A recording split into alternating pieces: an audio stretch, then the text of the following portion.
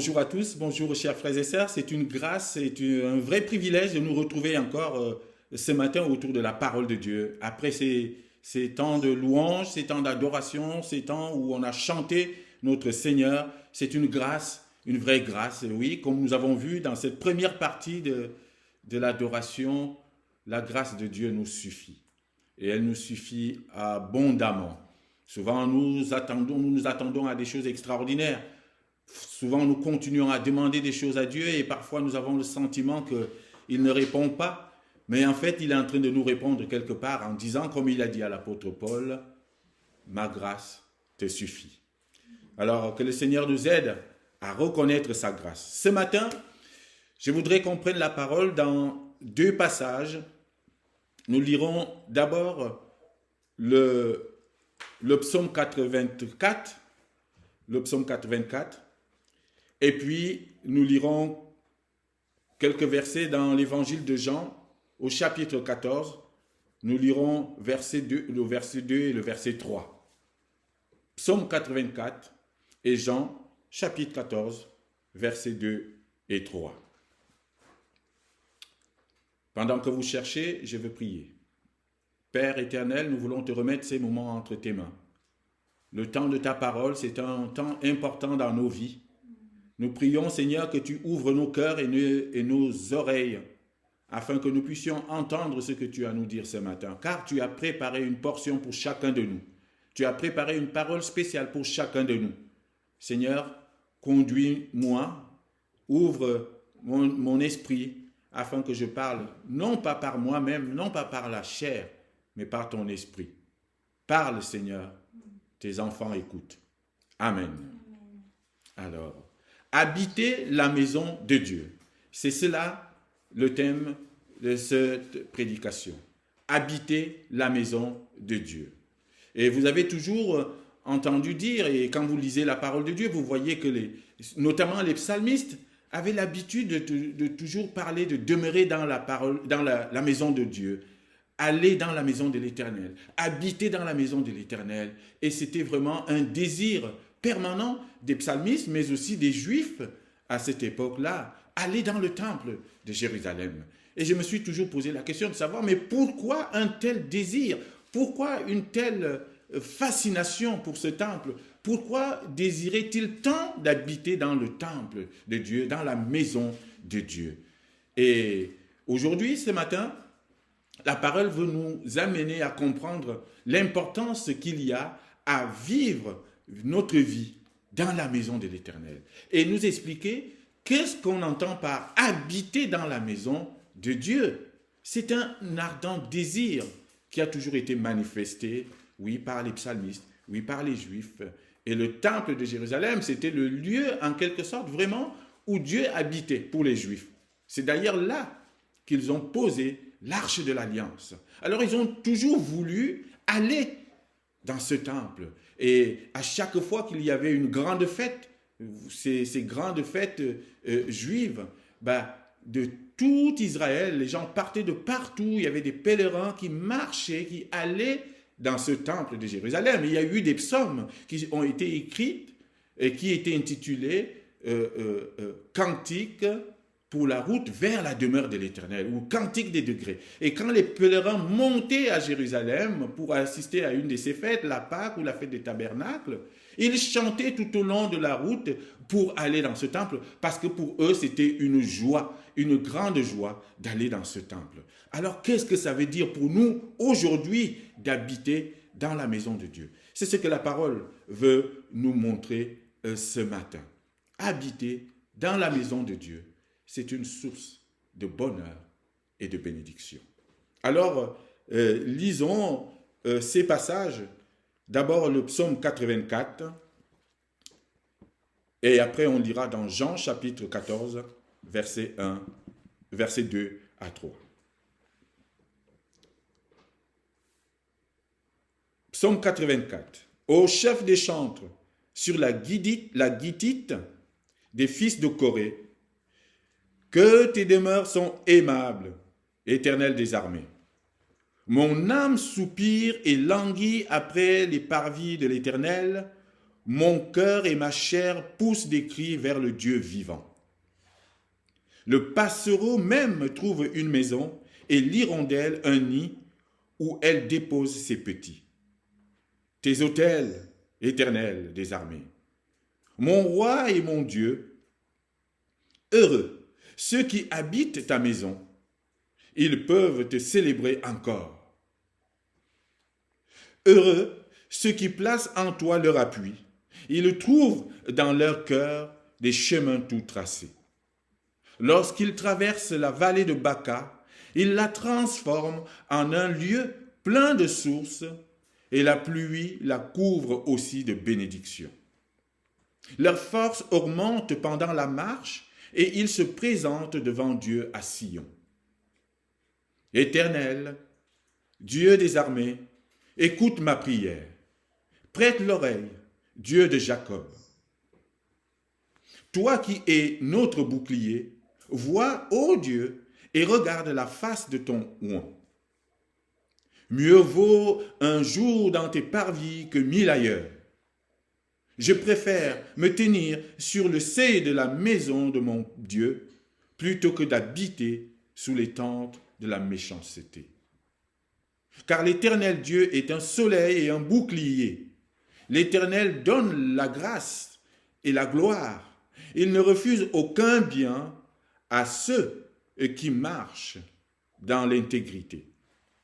Éternel des armées, heureux l'homme qui se confie en toi. Amen. Ça, c'est le premier passage. Lisons maintenant Jean chapitre 14, versets 2 et 3. Il y a plusieurs demeures dans la maison de mon Père. Si cela n'était pas, je vous l'aurais dit. Je vais vous préparer une place.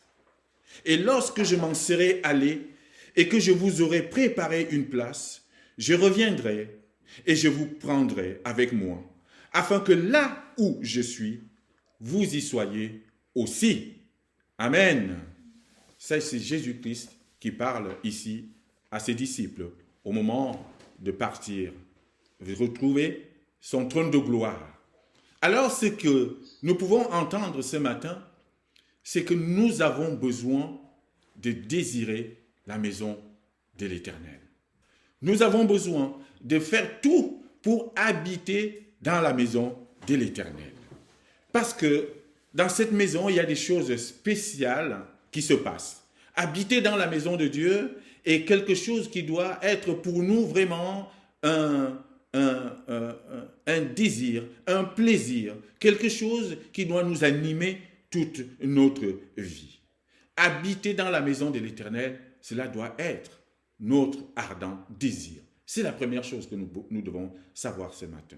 Quand on lit le psaume 84 et au verset 2, nous voyons à quel point ici le psalmiste est animé d'un ardent désir, d'un puissant désir qui est d'habiter dans la maison de l'Éternel, ici. Verset 2, il nous dit « Que tes demeures sont aimables ». Les demeures de l'Éternel sont aimables. Éternel des armées, mon âme soupire et languit après les parvis de l'Éternel. C'est un désir puissant ici. C'est un désir ardent ici. Ce psalmiste veut aller, il a soif de vivre sous les parvis, il a soif de vivre dans la demeure de l'Éternel. C'est cela son désir ici.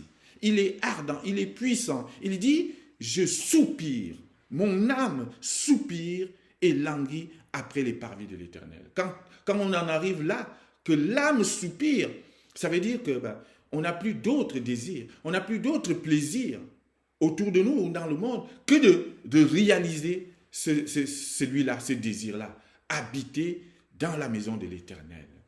Alors s'il désire tant habiter dans la maison de l'Éternel, c'est parce qu'il y trouve quelque chose de très important. Parce qu'il peut y trouver quelque chose qui va être déterminant dans sa vie de foi, dans sa vie spirituelle, dans sa vie tout court et dans sa relation avec Dieu.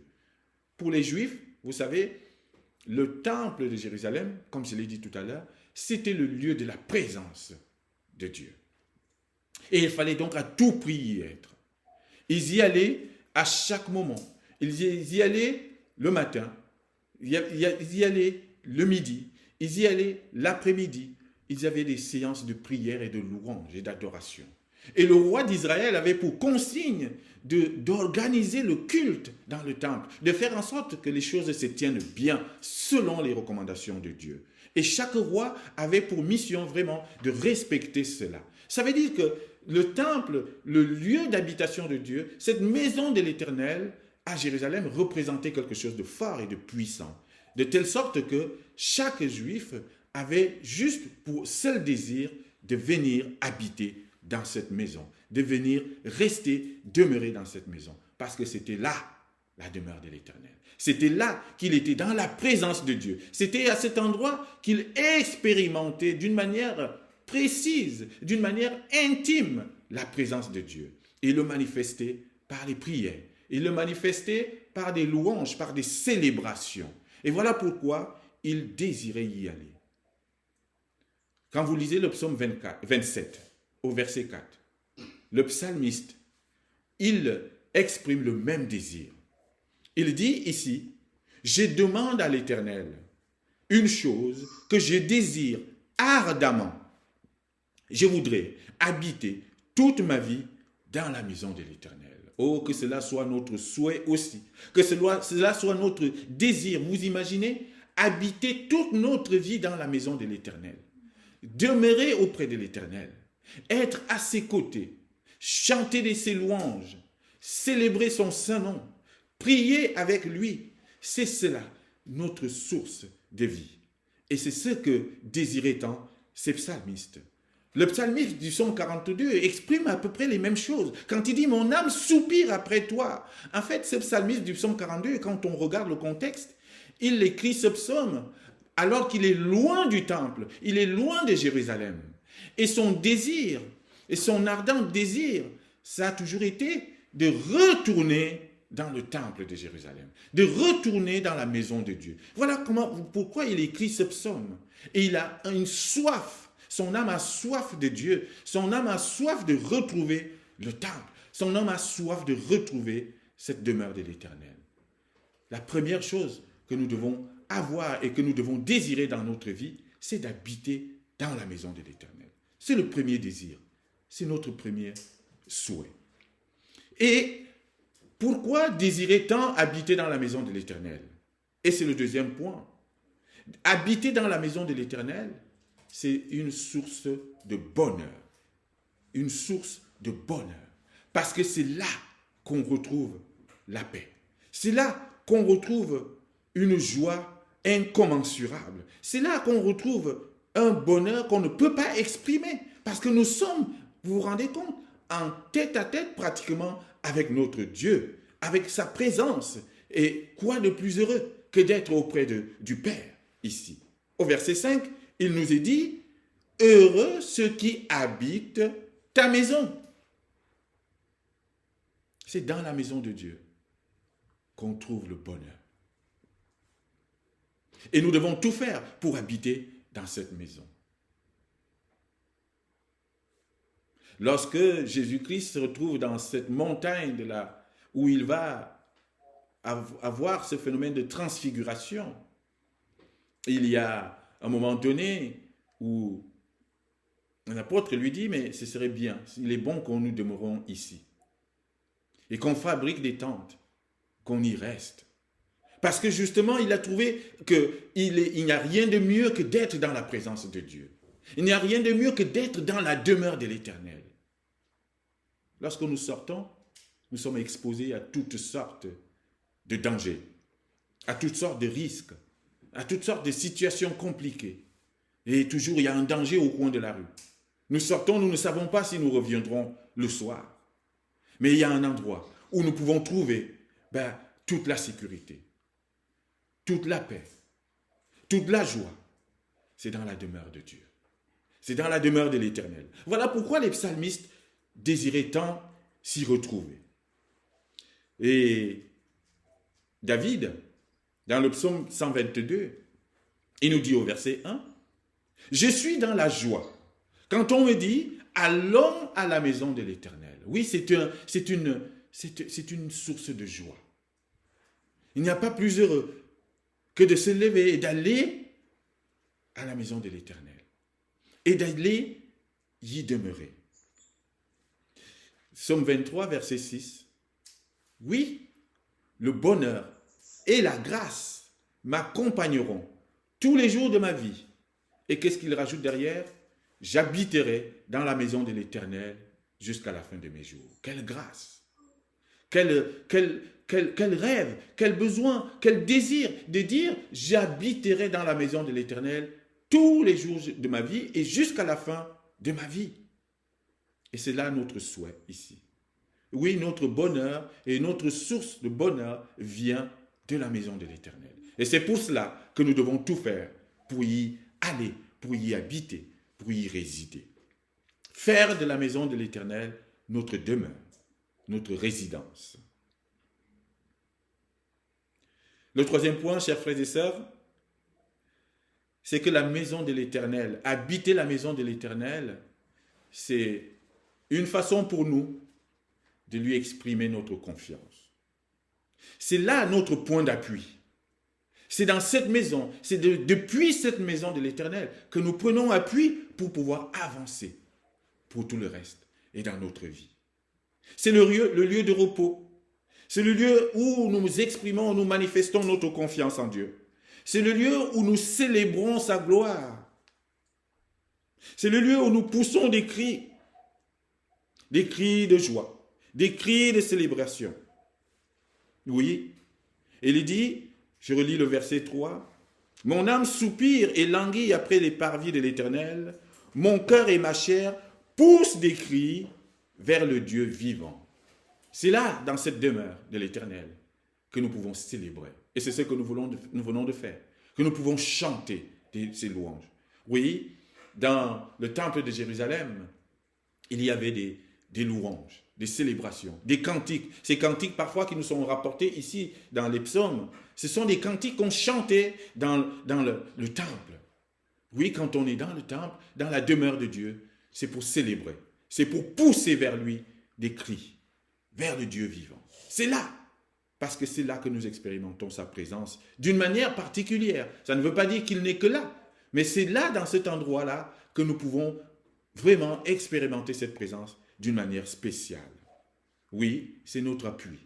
Il dit ici, au verset 6, « Heureux ceux qui placent en toi leur appui. » La personne qui veut habiter la maison de Dieu, le psalmiste qui désire rester dans la maison de Dieu, c'est parce qu'il sait que c'est là qu'il trouvera Dieu.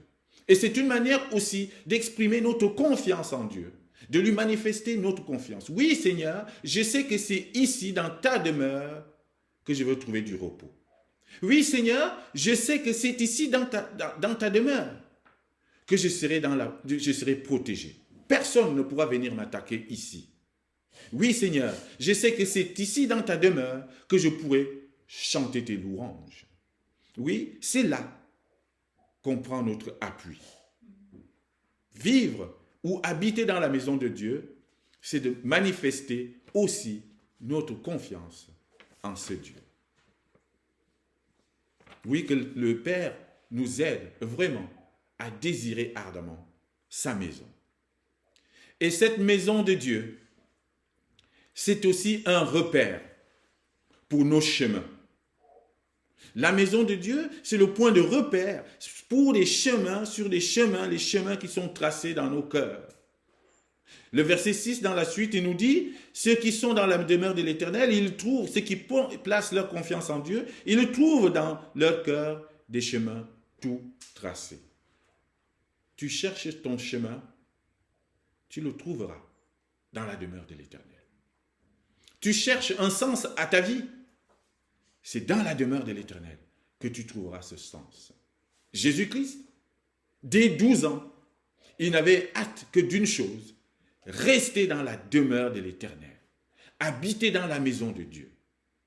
Lorsque, à 12 ans, il va à Jérusalem avec ses parents pour assister à une de ses fêtes, au retour, ses parents le perdent de vue, et pendant 3 jours, ils vont le chercher. Où est-ce qu'ils vont le trouver? Dans le temple, dans la maison de Dieu, dans la maison du Père, parce que c'est là qu'il était le plus heureux. C'est là qu'il était à l'aise. C'est là qu'il était bien. Il était en train d'échanger avec les scribes, avec les principaux sacrificateurs. Il était là. Et quand ses parents viennent le trouver, il lui pose la question, mais ça fait 3 jours qu'on te cherche. La réponse qu'il leur donne, c'est, ne savez-vous pas que je suis venu pour m'occuper des affaires de mon Père? C'est dans le temple qu'il commence à s'occuper des affaires de son Père. Oui, apprenons à habiter dans le temple. Et nous verrons tout à l'heure ce que cela veut dire pour nous, d'habiter le temple de l'Éternel. Oui, c'est là que nous trouvons nos repères. C'est là que nous trouvons les chemins qui ont été tracés dans nos cœurs. Nos chemins sont tracés. Nous trouvons nos chemins dans le temple de Dieu, dans la maison de l'Éternel. Oui, il est difficile de trouver ces chemins en dehors de la maison de Dieu. Dans le monde, parfois nous sommes perdus. Et je vous ai parlé du psalmiste du psaume 42. Oui, quand il est hors de Jérusalem, lorsqu'il est loin du temple, il était perdu. Il était perdu et il avait hâte d'une chose que de se retrouver à Jérusalem, dans le temple. C'est là qu'il avait ses repères. Il est difficile de trouver nos repères dans ce monde et nous sommes parfois perdus. Et nous courons dans tous les sens et nous allons dans tous les sens, ne sachant pas où aller. Et c'est dans la maison de Dieu. Et à partir de la maison de Dieu que nous trouverons notre chemin. Et le chemin que nous trouvons dans la maison de Dieu, bien-aimé en Christ, c'est Jésus. C'est lui le chemin. C'est lui qui dit « Je suis le chemin ». Et c'est lui que nous devons suivre. Et pour le trouver, c'est dans la maison du Père que nous le trouverons. Joseph et Marie ont trouvé le petit Jésus dans le temple. Nous aussi, nous sommes appelés à venir le trouver dans le temple. Siméon, le papy Siméon, que Dieu a gardé aussi longtemps, jusqu'à ce qu'il voie le salut, jusqu'à ce qu'il rencontre Jésus. Il l'a rencontré dans le temple. L'Esprit de Dieu a amené ce jour-là, Siméon dans le temple. Et il a vu le petit Jésus. Il a vu le salut. Et alors il a dit à son père, il a dit à Dieu, maintenant tu peux me laisser partir en paix. Mes yeux ont vu le salut. C'est dans le temple qu'il l'a trouvé. Nous aussi, c'est dans le temple, c'est dans la maison de Dieu que nous pouvons trouver notre repère, notre chemin, notre Christ. C'est lui le chemin. C'est dans le temple.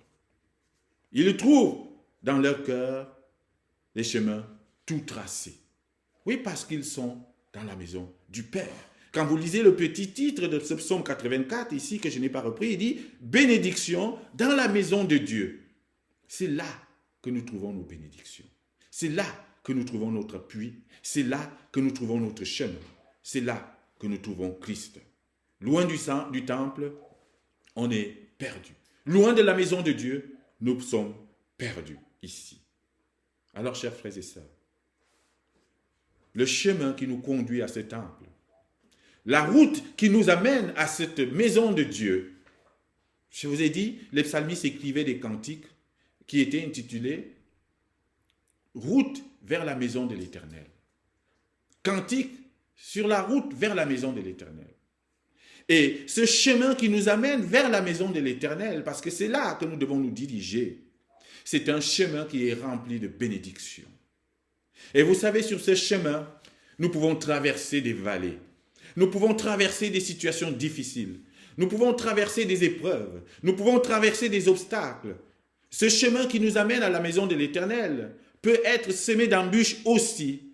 Et nous pouvons rencontrer ce que le psalmiste appelle ici la vallée de Baca. La vallée de Baca, vous savez, c'est la vallée des pleurs. C'est la vallée de la tristesse. C'est la vallée où nous passons, nous expérimentons les épreuves. C'est la vallée des obstacles. C'est la vallée où les gens passaient, ils étaient tristes. C'est presque la vallée de la mort. Et lorsque nous prenons la route et le chemin qui nous amène vers la maison de l'Éternel, nous pouvons tomber dans ces vallées-là. Et la parole nous dit ici, lorsque nous sommes sur le chemin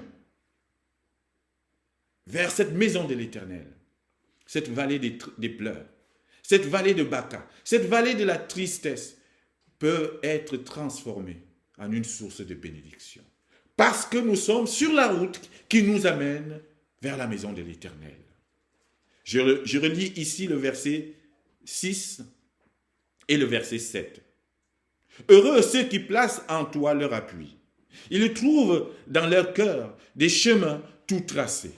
Lorsqu'ils traversent la vallée de Baca, ils la transforment en un lieu plein de sources et la pluie la couvre aussi de bénédictions.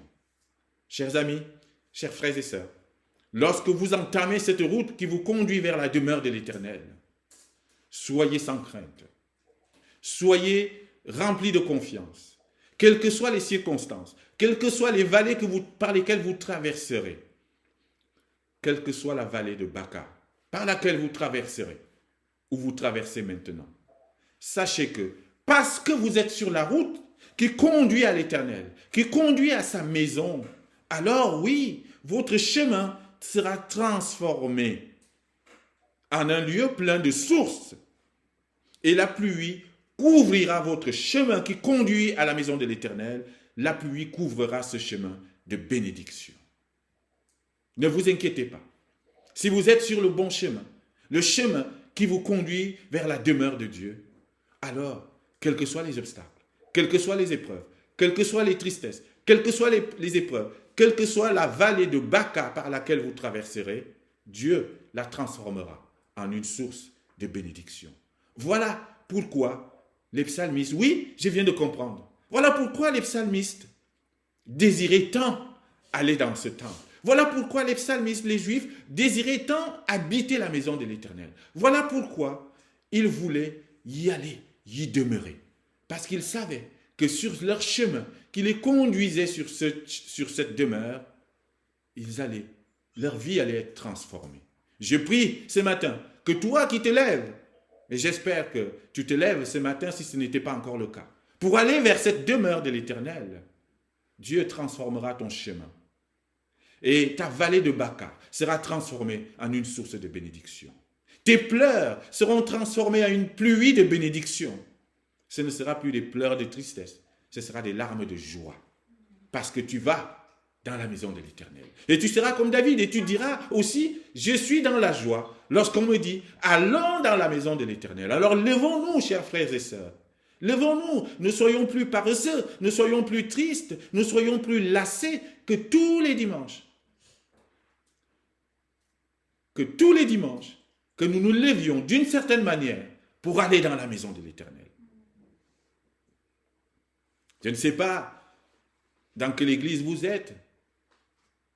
Vous êtes dans l'église de Menton à travers ces connexions et ceux qui sont présents et ceux qui sont connectés. C'est cela aussi, se lever pour aller dans la maison de l'Éternel. C'est que chaque dimanche, lorsque vous entendez le coup de fil, c'est un coup de sonnette. Ce coup de fil qu'on envoie, c'est considérer cela comme une sonnette d'alarme qui te dit « Il est l'heure, il est temps de te lever pour aller dans la demeure de l'Éternel. » Je prie Dieu que chaque dimanche, vous puissiez appuyer sur votre bouton pour dire « J'accepte l'appel, je rejoins l'appel. » C'est cela, ce n'est pas moi que tu rejoins, ce n'est pas Charlotte que tu rejoins, mais tu rejoins ton Dieu. En appuyant sur ce bouton, tu te lèves pour aller dans la demeure de l'Éternel, pour être dans sa présence, pour le magnifier, pour magnifier sa présence.